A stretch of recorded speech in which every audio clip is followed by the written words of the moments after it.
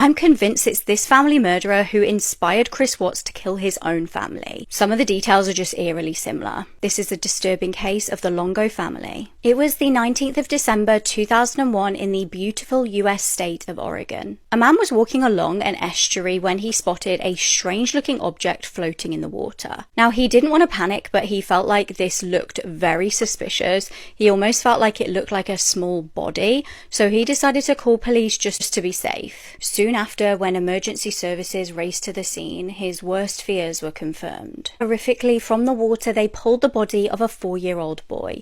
Now, this was Zachary Longo, and the nightmare was just beginning. The Longo family included Christian, the dad, who worked at a local Starbucks, the mum, Mary Jane, who was a stay-at-home mum, and their 3 beautiful young children. The couple had been married around 8 years and had recently moved to Newport. Now, following the discovery of the child's body and a tip off a member of the public, police knew they had to go to this family home to see what on earth was going on. Now, it was very strange that nobody had reported this child missing, so the investigators were fearing that possibly the entire family had either drowned maybe in an accident, or maybe there'd been a car crash and the car was submerged or something, and soon they'd find more victims. But the family home looked totally normal. After forcing entry, they didn't find anything to concern them. It was like the whole family had just up and left. So it was back to the drawing board. Meanwhile, divers continued to search for a potential vehicle in the water. That's when another horrifying discovery was made. The body of 3-year-old Sadie Longo,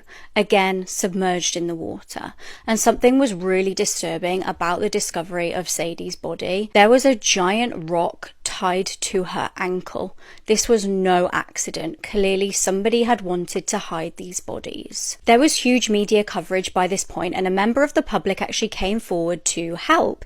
He said that on the 17th, so just 2 days prior to the discovery of the first little child, he saw a man at 4:30 a.m. on a bridge who had his brake lights on, and the member of the public had wondered if he needed help, so he stopped his vehicle. The witness asked the man, "Do you need any help? Are you okay?" And he just seemed evasive and said that he didn't need any help. The witness gave police a description of this man, and hauntingly, police believed it was at this point that the man on the bridge was in the middle of throwing the children into the river. But police were still no closer to finding where the rest of this family was. Meanwhile, investigators started doing some digging into the family dynamics, and they did find some concerning information. Christian, the dad, had been struggling massively with money issues. His excessive spending had put huge pressure on this family and actually forced them to move. He'd had cars repossessed and apparently tried unsuccessfully to turn to fraud to stay afloat,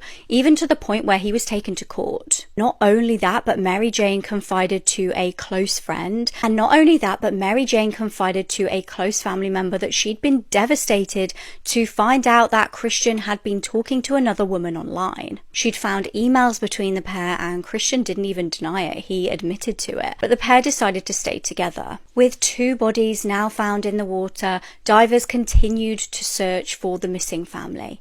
And lo and behold, days later, a large suitcase with hair poking out of the zip was found. After dragging it from the water, they found Mary Jane inside, nude and deceased. Finally, tiny 2-year-old little Madison was also found dead in a suitcase in the water. Now, there was actually some debate about how the victims died. They'd obviously been submerged, and that can make it really difficult to tell. Some reports claim that they'd all died from asphyxiation, but some horrifically claim it was more likely that Zachary and Sadie were alive when they were thrown into the water with weights weighing them down. So where was the dad in all this? Because he really could be the final piece of this puzzle. Well, Christian had stolen credit card information from a customer at Starbucks and fled to Mexico. Police were hot on his tail. They plastered his photos all over the FBI most wanted list. Meanwhile, Christian seemingly thought he could get away with just starting a new life. He was partying on beaches, he was making new friends and chatting to tourists.